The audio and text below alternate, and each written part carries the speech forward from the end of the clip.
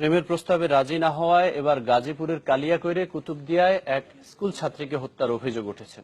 ভোরে ওই ছাত্রীকে শ্বাসরোধে হত্যা করা হয়। এদিকে ঝিনাইদহে স্কুল ছাত্রীকে ছুরিকাঘাতে আহতের ঘটনায় দায়ের করা মামলায় 2 আসামিকে গ্রেপ্তার করেছে পুলিশ। দোষীদের দৃষ্টান্তমূলক শাস্তি চেয়েছেন স্বজনরা।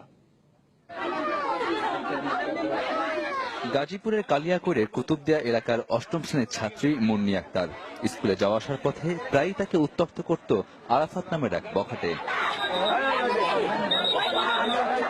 পরিবারের অভিযোগ, মুন্নিকে প্রেমের প্রস্তাব দিলে তা প্রত্যাখ্যান করে সে। এর জেরে বাড়িতে ঢুকে গলায় ওড়না পেঁচিয়ে হত্যা করে পালিয়ে যায় আরাফাত। আরাফাত ডিস্টার্ব করতো গান আইছে, তাহলে আমরা তো সারা মনে সবাই রয়েছি জানি না। অতি রাত্রিতে এই ঘরে কেমনি লুকিয়ে রয়েছে আমরা জানি না, চোখের তলের ভিতরে গেছে। আজানের আগে আমার মেয়েরা ও গেছে গা। পুলিশ মরদেহ উদ্ধার করে গাজীপুরের শহীদ তাজউদ্দিন মেডিকেল কলেজ হাসপাতালে পাঠায়। গলায় ফাঁস লাগিয়ে আত্মহত্যার সংবাদ পেয়েছি, এই ভিত্তিতে আমরা পোস্টমর্টমের জন্য প্রেরণ করছি। এটা হত্যা না আত্মহত্যা ময়নাতদন্ত শেষে পাওয়া যাবে।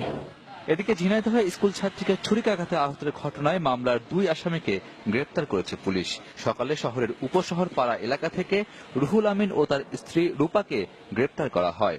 এইরকম যাতে আর দ্বিতীয় না ঘটে, এই জন্য আমি একটা সুষ্ঠু এবং ভালো বিচার চাই। এমন শাস্তি হবে যে শাস্তি দেখে আর সবাই যাতে এর থেকে অনেক দূরে চলে যায়। যাতে প্রেম প্রত্যাখ্যান করায় আকস্মিক সে পরাক্ষিপ্ত হয়ে তার কানের নিচে ধারালো একটু অস্ত্র দিয়ে টান দিয়েছে, 1-2 ইঞ্চি মতো ইয়ে হয়েছে। এখন আশঙ্কামুক্ত সুস্থ আছে।